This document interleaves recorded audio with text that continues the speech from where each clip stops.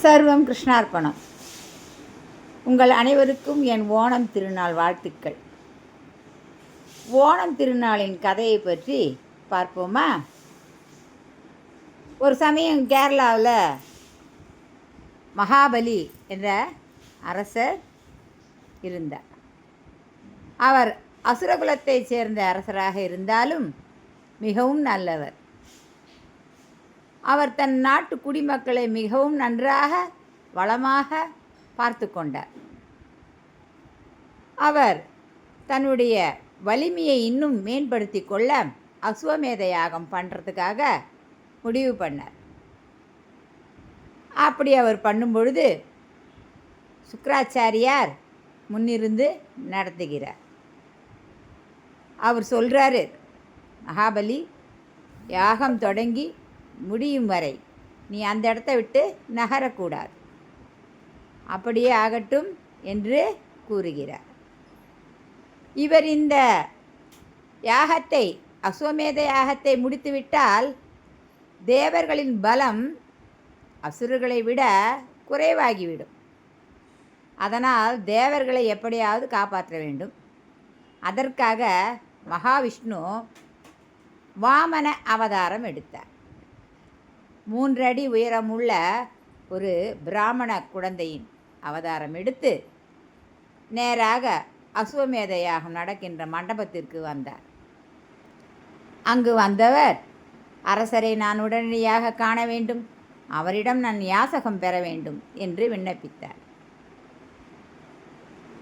அந்த யாகம் நடக்கும்போது எழுந்து போகக்கூடாது என்பது விதி.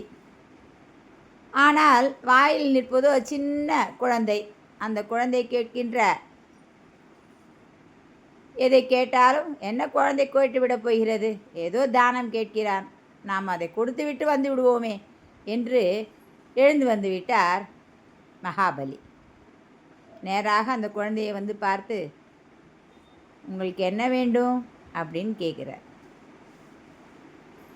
எனக்கு இந்த பூமியில் வாழ ஒரு 3 அடி மண் வேண்டும் மகாராஜா அப்படின்னு கேட்குறாரு வாமனர். 3 அடி மண் தான் உங்களுக்கு வேண்டுமா? உடனே கைத்தட்டி காவலாளிகளை அழைத்து, நம்ம நாட்டில் இவர் எங்கே கேட்குறாரோ அங்கே 3 அடி மண் இவருக்கு கொடுத்துருங்க, அது சம்மந்தப்பட்டதெல்லாம் பார்த்துக்கலாம். உடனே அந்த வாமனன் ரூபத்தில் இருக்கும் மகாவிஷ்ணு சொல்கிறார், மகாராஜா, நீங்கள் அளந்து எனக்கு தரக்கூடாது, நானே அளந்து எடுத்துக்கொள்வேன், என் கால்களால் 3 அடி.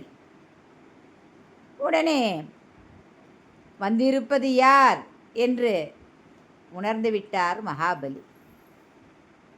அப்படியே ஆகட்டும், தங்கள் சித்தம், தங்கள் திருக்கால்களால் அளந்து எடுத்துக்கொள்ளுங்கள் அப்படின்னு வாக்கு கொடுத்து விட்டார். அவர் வாக்கு கொடுத்த அடுத்த நொடி மகாவிஷ்ணு திரு விக்கிரமனாக உருவெடுத்தார்.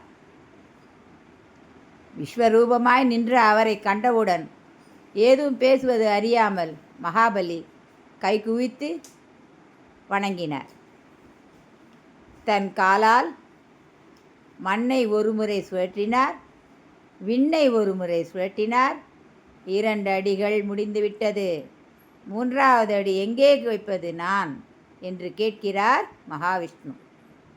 அப்போது மகாபலி சக்கரவர்த்தி சொல்கிறார், அடியேனின் தலையில் வைத்து விடுங்கள் மகாவிஷ்ணுவை. அதன்படியே வைத்து விட்டார்.